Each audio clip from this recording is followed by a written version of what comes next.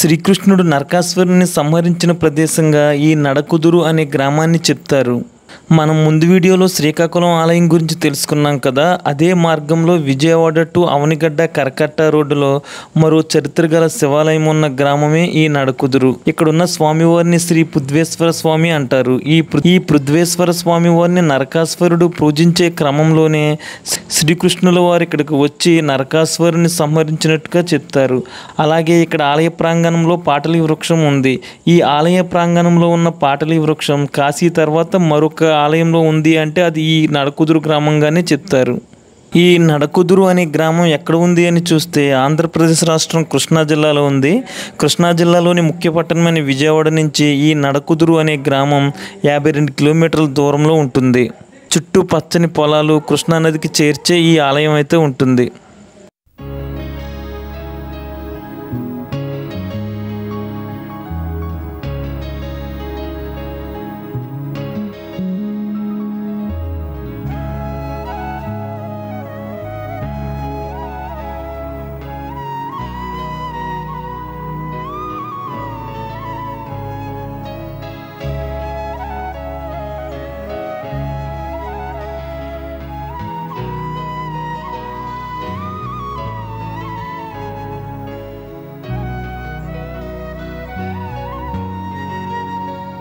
ఇక్కడ ఉన్న ఆలయం వచ్చేసరికి పృథ్వేశ్వర స్వామి వారి ఆలయము. ఇక్కడ నడకుదురు అని చెప్పి ఇది గ్రామం పేరు.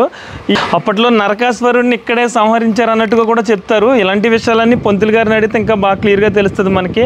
అదేవిధంగా ఇక్కడ మండపం చూస్తున్నాం మనం. ఇక్కడ పెంకులతో ఉంది మండపం. ఈ మండపం కూడా ఇప్పుడు చాలా పురాతనమైందంట. దీని కింద కూడా 13 మెట్లు పూడిపోయి తర్వాత అంత హైట్లోకి అయితే వచ్చిందంట ఈ మండపం. అప్పట్లో ఎక్కాల్సి వచ్చిందంట. ఈ పైన ఏమన్నా నాటకాలు అయ్యి చేయాల్సి వచ్చేది అన్నమాట. ఇక అదేవిధంగా ఈ ఆలయం కూడా చుట్టూరు పొలాల మధ్యలో ఉంది. చాలా ప్రశాంతంగా ఉంది. ఈ వెనకాల మనకి నంది విగ్రహం కూడా చూడొచ్చు. చాలా పెద్ద విగ్రహం అయితే ఉంది.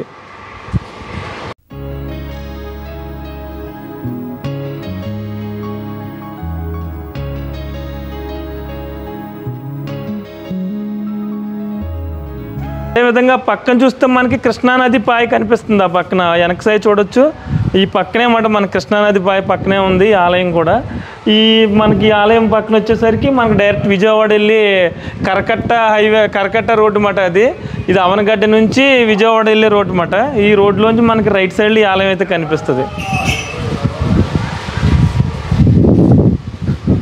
వృక్షం ఎక్కడ ఉంది? పాటలీ వృక్షం అంటే అదే కదా. అదే ఓకే ఓకే.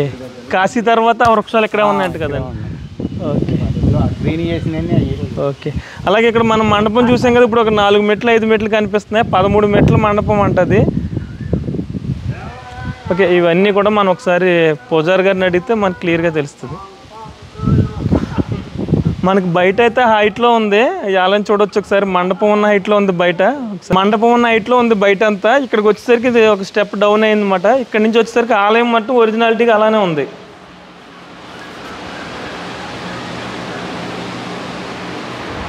ఇంకా ఆలయం వచ్చేసరికి మళ్ళీ అక్కడి నుంచి చూసుకుంటే అక్కడ 5 స్టెప్పులు డౌన్ అయింది. ఇక్కడ నుంచి మళ్ళీ ఒక 3 స్టెప్పుల దాకా ఇక్కడ డౌన్ అయింది.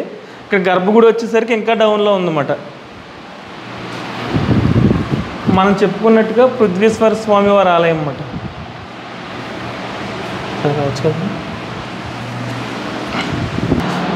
సార్ నమస్తే అండి. అంటే స్వామివారు గర్భగుడి అలానే ఉంచి మిగతాదంతా మార్చారంటారా? కాదండి, అసలు ఇక్కడ వచ్చేసరికి కృష్ణా జిల్లా చల్లపల్లి మండలం నడకుదురు అనేటువంటి గ్రామం ఉండేది. ఓకే. ఈ దేవాలయం యొక్క చరిత్ర, ఈ ఊరికి అసలు ఈ పేరు ఎలా వచ్చింది మొత్తం ఇప్పుడు మనం తెలుసుకుందాం. ఓకేనండి. ఇక్కడ స్వామివారి పేరు వచ్చేసరికి పృథ్వీశ్వర స్వామి. ఓకే. ఈ స్వామివారికి విశేషం ఏంటంటే ఇది స్వామివారి ఇక్కడ స్వయంభులింగం, ఉద్భవించినటువంటి లింగాకారం. జనరల్గా మీకు ఏ గుడిలో అయినా సరే స్వామివారిని ప్రతిష్ఠ చేస్తారు.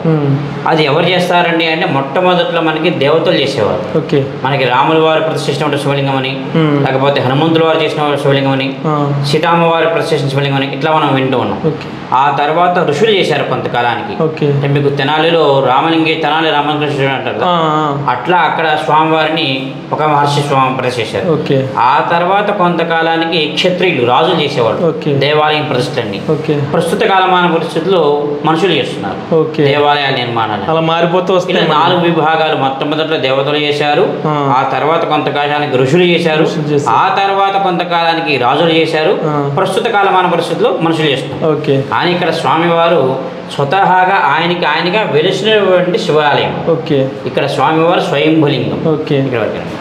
ఈ స్వామివారి పేరు పృథ్వీశ్వర స్వామి. అక్కడ వరకు సార్ పృథ్వీశ్వర స్వామి.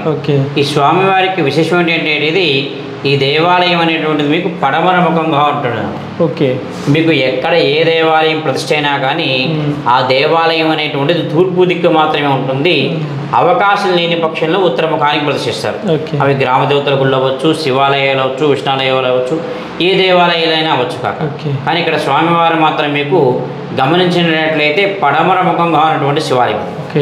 ఈ స్వామిని ద్వాపరికంలో నరకాసురుడు కూడా పుష్కర కాలం పాటు అంటే 12 సంవత్సరాల పాటు కాలం అర్చన చేసి నరకాసురుడే స్వామివారికి పృథ్వీశ్వర అని పేరు పెట్టారు. మరి ద్వాపరికం ముందు నుంచి పూజ చేశారన్నారు కదండి, ఏమిటండి దీనికి రుజువు అంటే ఈ స్వామివారికి బొట్టు పెట్టినటువంటి భాగం, ఈ భాగం వరకు అరిగిపోయి అంగుళన్నర ప్రమాణం లోతు 2 అంగుళాల వెడల్పున శివలింగం మధ్యలో మీకు గుండెలాగా ఏర్పడిపోయింది. అంటే మనం ఎన్నో వేల సంవత్సరాల నాటి నుంచి ఆ బొట్టు పెట్టడం వల్ల కూడా కొన్ని లక్షల సార్లు అభిషేకాలు చేసి ఒకే ప్రదేశంలో గంధము కుంకుమ పెట్టడం వలన ఆ భాగం వరకు కూడా అరిగిపోయి అంగుళన్నర లోతు ఏర్పడిందంటే ఇక ఎన్ని వేల సంవత్సరాల నాటి నుంచి ఇక్కడ మనం అర్చనాది కార్యక్రమాలు చేస్తున్నామో ఊహించగలిగితే ఊహించవచ్చు. అలాగే మీకు మన రాష్ట్రం మొత్తం మీద కొన్ని లక్షల శివాలయాలు ఉన్నట్లయితే వాటిలో తెల్లగా ఉండేటువంటి శివలింగాలు అంటే శ్వేతలింగం అంటారు వాటిని, అటువంటి శ్వేతలింగాలు ఉన్న ఆలయాలు చాలా అరుదుగా ఉంటాయి. అటువంటి శ్వేతలింగాలు ఉన్న ఆలయాలలో ఈ ఆలయం కూడా ప్రధానంగా ఉంది. ఇవాళ మన స్వామివారికి గంధము రాసి అలంకరించాం కానీ స్వతహాగా ఇక్కడ స్వామివారికి లింగాకారం తెల్లగా ఉండేటువంటి శ్వేతలింగం అంటారు. అలాగే అమ్మవారి పేరు వచ్చేసరికి బాలా త్రిపుర సుందరీదేవి. ఎక్కడైనా కానీ అమ్మవారు అనగానే అభయహస్తం ఉంటుంది, వరదహస్తం ఉంటుంది. కానీ ఇక్కడ అమ్మవారికి 4 చేతులు కూడా 4 ఆయుధాలు ఉంటాయి. అవి ఏమిటండి అంటారు, పుష్పము, బాణము, ధనస్సు, పాశము. ఈ పాశం అనేటువంటిది మనందరికీ కూడా తెలిసిన పరిధిలో యముడి చేతిలో ఉంటుంది, దాన్ని యమపాశం అంటారు. కానీ ఇక్కడ అమ్మవారు కూడా పాశం పట్టుకుంటారు. ఎందుకండి అంటే ఎవరైనా వచ్చుగాక సహజంగా గుడికి వచ్చినప్పుడు ఏం చేస్తారు అంటే వారికి ఉన్నటువంటి ఒక కోరికనే కానీ లేదా వారికి ఉన్న ఒక సమస్యను కానీ భగవంతుని చెప్పుకుంటారు.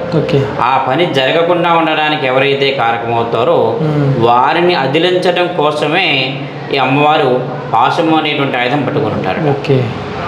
సో ఇక్కడ మనకి స్వామివారు స్వయంభలింగమైన ఒకటైతే విశేషం, పడమరముఖంగా ఉన్నటువంటి శివాలయం 2. ద్వాపరయుగంలో నరకాసురుడు కూడా పూజ చేసి నరకాసురుడే స్వామివారికి పృథ్వీశ్వర అని పేరు పెట్టారు. పృథ్వీశ్వర అని ఎందుకు పెట్టారని అనొచ్చు. ఎందుకు పెట్టారు అంటే నరకాసురుడు కూడా పృథ్వీ కుమారుడు, భూదేవి యొక్క కుమారుడు ఉండడం చేత స్వామివారు కూడా భూమి నుంచి వచ్చిన లింగం అయి ఉండడం వలన పృథ్వీశ్వర అని పేరు పెట్టారట. పృథ్వీ అంటే భూమి కాబట్టి. అలాగే మీరు గమనించినట్లయితే నరకాసురుడు, రావణాసురుడు, భస్మాసురుడు, బకాసురుడు వీళ్ళల్లో ఎవరైనా కానీ ఈశ్వరుడిని మాత్రమే ఆరాధన చేశారు. ఎక్కడా విష్ణుమూర్తిని ఆరాధన చేయాల. మీరు కావాలంటే చూడండి, మన గణపతి వినాయక కథలో కూడా చెప్తారు, గజాసురుడు రాక్షసుడు ఈశ్వరు కోసం తపస్సు చేస్తారు. ఏమిటయ్యా నీకు వరం కావాలంటే నా పొట్టలో ఉండిపోవాలని నేను చెప్తారు. మనం ఆ వినాయకుడి కథలో చెప్పుకుంటాం. అట్లాగే ప్రతి వాడు కూడా ఈశ్వరుని మాత్రం ఆరాధన చేశారు. ఆ ఉద్దేశంతో పృథ్వీ అంటే భూమి కాబట్టి ఈ సమస్త భూమండలం ఈశ్వరుడి అధీనంలో ఉండాలని పృథ్వీశ్వర అని పేరు పెట్టారు. అలాగే మీరు ఇందాక అడిగారు ఏమంటే చుట్టూతా మెరకగా అనే దేవాలయం ఇలా ఉంది. ఈ దేవాలయం ఇదిగోండి, ఈ గోడ చూశారు కదా, ఇంతమంది ఉంది. మీరు అక్కడ కూడా చూసుకున్న అలాగే ఉంటుంది. ఆ బయట ఉన్నటువంటి కూడా దగ్గర దగ్గర 5 అడుగులు ఉంటుంది. సుమారుగా 3.5-4 మధ్యలో అడుగులు ఉంటుంది. ఇంత మందంలో గోడ నిర్మాణం చేసి ఈ దేవాలయం కట్టినప్పుడు అయినటువంటి ఖర్చు సుమారుగా 900 రూపాయలు అయింది అప్పుడు. తర్వాత కట్టిన రోజుల్లో అంటే అంతకుముందు మొట్టమొదట శివలింగం ఉండేది, తర్వాత దేవాలయం నిర్మాణం చేశారు. ఓకే. అంటే మీకు 900 రూపాయలకి ఇంత మందాన గోడ కట్టి గుడి కట్టారంటే అసలు గుడి కట్టి 800 సంవత్సరాలు అయితే లెక్కేసుకోండి. అవునండి. మరి చుట్టూతా మెరక ఉంది. సహజంగా మీకు ఏ గుడి చూసుకున్నా రోడ్డు ప్రాంతం, దానికన్నా ఎత్తులో గుడి, దానికన్నా ఎత్తులో మండపం, దానికన్నా ఎత్తులో నందీశ్వర మండపం, ఆ తర్వాత అంతరాలయం, గర్భాలయం, ఇట్లా స్టెప్ బై స్టెప్ మనం పైకి ఎక్కుతూ వెళ్తాం. అవునండి. కానీ దేవాలయం మీకు స్టెప్ బై స్టెప్ డౌన్ దిగుతూ వస్తారు. అవునండి. ఏంటయ్యా అంటే యాక్చువల్గా ఇది ఒకప్పుడు కూడా చాలా ఎత్తు అయినటువంటి ప్రదేశం. ఓకే. ఎంత ఎత్తు ఉండేదయ్యా అంటే మీరు లోపలికి వచ్చినప్పుడు బయట ఆ మెయిన్ గేట్ ఏదైతే ఉందో అటుపక్కన ఇటు పక్కన 2 గూళ్ళలాగా ఉంది. ఆ గూళ్ళల్లో ఎప్పుడూ కరెంటు లేని రోజుల్లో దీపాలు పెట్టాలంటే నిచ్చెల్ని వేసుకొని మరి దీపాలు పెట్టేవాళ్ళ. అంత పైకి ఉండేవాళ్ళు. మరి ఎంత మెరుగై వచ్చేసిందండి అంటే మనకి దగ్గరలోనే కృష్ణానది ఉంది. అవునండి. ఈ కృష్ణానదికి ఒకప్పుడు డ్యాములు లేని రోజుల్లో ఎక్కువగా వరదలు వస్తుంటాయి. ఈ వరదలు వచ్చినప్పుడల్లా ఒండ్రని నల్లమట్టు కొట్టుకొస్తూ ఉంటుంది. ఆ చుట్టుపక్కల ప్రాంతాలంతా కూడా మెరకైపోయి దేవాలయం కాస్త పల్లం అయిపోతూ వస్తుంది. రోజు రోజుకి కాలక్రమేణా తగ్గుతూ వస్తుంది. అలాగే మీరు కరకడ దిగిన దగ్గర నుంచి ఇటు వస్తుంటే ఊరంతా ఏమీ లేదు, మొత్తం చుట్టూతా పొలాలే ఉన్నాయి. ఒక దేవాలయం మాత్రం ఇక్కడ ఉంది. సహజంగా ఎక్కడ ఏ గుడైనా కానీ ఊర్లో ఉంటుంది. అవునండి. ఊరు బయట చాలా అరుదుగా ఉంటుంది. ఎందుకయ్యా అంటే ఒకప్పుడు కూడా నడకుదురు అనేటువంటి ఊరు ఇక్కడే ఉండేది. ఊరంతా ఇటు ఉండేది. ఈ కరకట ఈ పక్కనే ఉండేది. అయితే ఇట్లా ప్రతి సంవత్సరం వరదొచ్చి ఆస్తి నష్టం, ప్రాణ నష్టం జరుగుతూ ఉండేసరికి ఆ చల్లపల్లిలో జమీందారు గారు ఉండేవారు. ఆయన పొలాన్ని ఇంటి స్థలాల కింద రాసిస్తే అప్పుడు ఊరు మొత్తం అంటే మారిపోయింది, దేవాలయం మాత్రం ఇక్కడే ఉండిపోయింది. అందుకని ఊరికి దూరంగా పంట పొలాల మధ్యలో పచ్చటి పాలాల మధ్యలో ఈ దేవాలయం అంటే మనం ఇక్కడ గమనించవచ్చు. అట్లాగే మీరు వాకిట్లో మండపం చూశారు కదా, ఆ మండపానికి సుమారుగా 5 మెట్లు మనకి ఇప్పుడు కనిపిస్తుంది. అప్పుడు 5 మెట్లు ఉన్నాయి. ఆ 5 మెట్ల కింద ఇంకా 13 మెట్లు ఉన్నాయి. ఎంత ఎత్తులో ఉండి చూడండి. అప్పుడు అంటే మనకు తెలిసిన తర్వాత మీరు అనుభవం చెప్పండి పోనీ అన్నారనుకోండి, నాకు ఊహ తెలిసిన తర్వాత ఇప్పుడున్న చుట్టూతా ప్రహరీ కూడా ఏదైతే ఉందో దాని అడుగు భాగాన పాత ప్రహరీ కూడా పై అంచు బాగా ఉండేది. మేము చిన్నపిల్లలుగా ఉన్నప్పుడు మా నాన్నగారులతో తాతగారులతో వచ్చినప్పుడు అప్పుడు ఆ ప్రహరీ కూడా మేము ఆడుకుంటూ ఉండేవాళ్ళం. చిన్నపిల్లలం కాబట్టి నియర్బై ఒక 10 సంవత్సరాలు అనుకున్నప్పుడు 10 సంవత్సరాలు వయసప్పుడు ఆ గొడవ మేము ఆడుకునేవాళ్ళం. అటువంటి దాని మీద ఇప్పుడు మళ్ళీ ప్రహరీ కూడా నిర్మాణం చేశారు. అంటే ప్రహరీ కూడా పాత ప్రహరీ కూడా పై ఎడ్జ్ మీద ఇప్పుడు మళ్ళీ ప్రహరీ కూడా కట్టారంటే అసలు ఆ ప్రహరీ కూడా భూమిలోకి ఎంత వెళ్ళిపోయింది, అసలు తీస్తే అంత కిందకు ఉంటాయి ఇవన్నీ కూడా అట్లా మనం లెక్కేసుకోవచ్చు. అలాగే ఇక్కడికి నరకాసురుడు వచ్చి పూజ చేసిన తర్వాత ఆయన్ని సంహరించడం కోసం శ్రీకృష్ణుడు సత్యభామా సమేతుడై ఈ ప్రాంతానికి వచ్చారని, వచ్చి నరకాసురుని ఈ ప్రాంతంలో సంహరించారని చరిత్రలో చెప్పబడింది. అంటే ఈ శివుడిని ఆయన ప్రార్థిస్తూ ఉండేవారు కాబట్టి ఆయన ఇక్కడ దొరుకుతారని చెప్పి ఇక్కడ ఆయన సంహరించడం జరిగింది. అందుకని ఈ ఊరికి మొట్టమొదటి పేరు నరకోత్తారక క్షేత్రం అట. నరకోత్తారక క్షేత్రం. ప్రజెంట్ మీకు నడకుదురు కానీ అసలు నడకుదురు కాదండి. మొట్టమొదటి పేరు నరకోత్తారక క్షేత్రం. అంటే నరకాసురుడు ఉత్తరింపబడినటువంటి క్షేత్రం అంటే ప్రాంతం అన్నమాట. అది కాస్త కాలక్రమేణా నరకోత్తారక పురమైంది. ఆ తర్వాత కొంతకాలానికి నరక దూరైంది. ప్రస్తుతం నరకుదురుగా పేరు రూపాంతరం చెందింది అన్నమాట కాలక్రమేణా. మరి శ్రీకృష్ణుడు ఈ ప్రాంతానికి వచ్చి నరకాసురు యొక్క సంహారం చేశారన్నారు కదండి. ఆయన వచ్చిన దానికి ఏమిటండి మనకు రుజువు అంటే ఈ పక్కనే మనకి పాటలీ వృక్షాలని దేవతా వృక్షాలు ఉన్నాయి. ఈ దేవతా వృక్షాలు అనేటువంటివి కాశీ తర్వాత ఇక్కడ మాత్రమే ఉన్నాయట. ఇక్కడ రెండు ప్లేసుల్లో ఉన్నాయన్నమాట. అవునండి. అయితే ఆ చెట్లని ఇక్కడ నుంచి చాలా మంది చాలా చోట్లకి తీసుకువెళ్ళి బ్రతికించే ప్రయత్నం చేశారు. ఎక్కడా కూడా బ్రతికిన దాఖలా లేవు. ఎక్కడైనా 1-2 చోట్ల ఎవరైనా బ్రతికించినట్లయితే దానికి వాళ్ళు ఆ పర్యవసానం అనుభవించడం కూడా జరిగేది. అంటే ఇక్కడే ఉండాలన్నమాట. ఇక్కడ మాత్రమే ఉండాలని స్థల పురాణం చేత ఎలా వచ్చినాయో కూడా తెలియదు. శ్రీకృష్ణుడు వారే తీసుకొచ్చి ఇక్కడ ఉంచారని అంటారు. అంటే మీకు సహజంగా ఏ చెట్టుకైనా ముందు పూలు పూస్తాయి. అవునండి. ఆ తర్వాత కొంతకాలం కాయలు వస్తాయి. ఆ కాయతో వచ్చిన విత్తనం ద్వారా మళ్ళా 2వ చెట్టు పెడతాం మనం జనరల్ గా. అవునండి. కానీ ఈ పాటలీ వృక్షం అనేటువంటిది ఓన్లీ పూలు మాత్రమే పూస్తుంది, కాయ. ఇది వేరు వృక్షం అనమాట. అంటే మీకు ప్రధానంగా ఏ చెట్టు అయితే ఉంటుందో ఆ చెట్టు యొక్క వేళ్ళు భూమిలోంచి వెళ్ళిపోయి ఆ ప్రాంతంలోనే సుమారుగా మనకి ఇప్పటికీ కూడా 13-14 పాటలీ వృక్షాలు మనం ఇక్కడ చూడవచ్చు. Okay okay. మరి ఏమండి ఇంత విశేషమైనటువంటి క్షేత్రము, స్వామివారి ఇంత విశేషము, అమ్మవారి ఇంత విశేషం కదండి. మరి ఇక్కడికి వస్తే మాకేం జరుగుతుందని అడుగుతారు. మనం ఒక గుడికి ఒక పని చేసినా మనకేంటి అనేది కూడా ఆలోచిస్తాం కదా. అలాగే ఇక్కడ స్వామివారిని అమ్మవారిని అర్చన చేసుకొని ప్రధానంగా సంతానం లేని వారు కానీ ఆ చెట్టుకు ముడిపు కడితే సంతాన భాగ్యం కలుగుతుంది అనేటువంటిది ప్రగాఢ విశ్వాసం. ఓకే. ఇన్ని తరాలు అంటే ఇవాటికి నేను చేస్తున్నా కానీ నాకు ముందు 3 తరాలుగా అర్చకత్వం చేశారు మా తాతల దగ్గర నుంచి.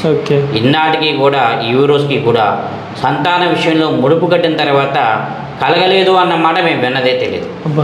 అంత అందుకని చాలా చిన్న ఊరైన నడకుదురులో సుమారుగా చాలా వరకు ఇక్కడికి వచ్చి ముడుపు కట్టుకున్న తర్వాత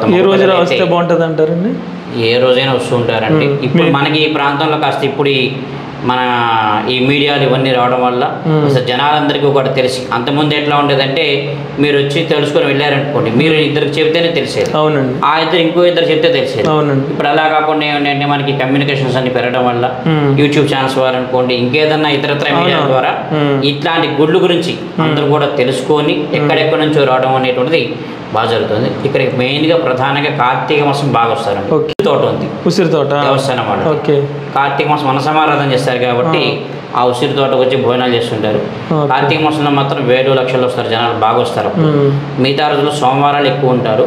ఆదివారం ఒకటి మాత్రం మోపిదేవి వచ్చేవాళ్ళు వెళ్ళేవాళ్ళు వెళ్తూ వస్తూ మాత్రం ఈ యొక్క క్షేత్రాన్ని దర్శనం చేయడం అంటే కృష్ణానది స్నానం చేసి ఇక్కడికి వచ్చి దర్శనం చేసుకోవచ్చు.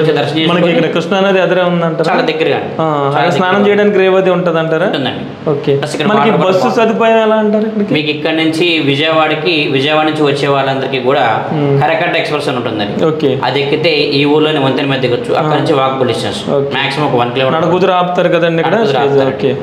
అవినిగడ్డ వెళ్ళేటువంటి ఏ ఎక్స్ప్రెస్ బస్ ఎక్కినా నడకుదురు కరకట్ట మీద దింపుతారు. అక్కడ నుంచి మనం జస్ట్ 1 కిలోమీటర్ లోపల ఈ గుడికి రావచ్చు. మిగతా రోజుల్లో అంటే కార్తీక మాసం కాని రోజుల్లో అయితే ఉదయం 7:30 గుడి తీస్తారు. సుమారు 7:30 నుంచి 12-12:30 లోపల ఎప్పుడైనా గుడికి రావచ్చు. సాయంకాలం పూట తక్కువ టైం ఉంటారు, అంటే చుట్టూతా పొలాలు, సెక్యూరిటీ పరంగా ఇబ్బంది కాబట్టి మాక్సిమం 5 to 6, 6:30 లోపల ఈ దేవాలయంలో ఉంటారు. ఉదయం పూట అయితే మాత్రం ఖచ్చితంగా 7:30 దగ్గర నుంచి 12 అంటాం కానీ నియర్లీ 1 గంట దాకా సుమారుగా ఉండడం జరుగుతుంది. మీరు ఉండొచ్చు, లేదంటే ఎవరైనా ఎవరు డ్యూటీలో ఉన్నా కానీ ఆ టైంకి అయితే కంపల్సరీ ఉంటాం. ఓకే సార్, థ్యాంక్స్ అండి.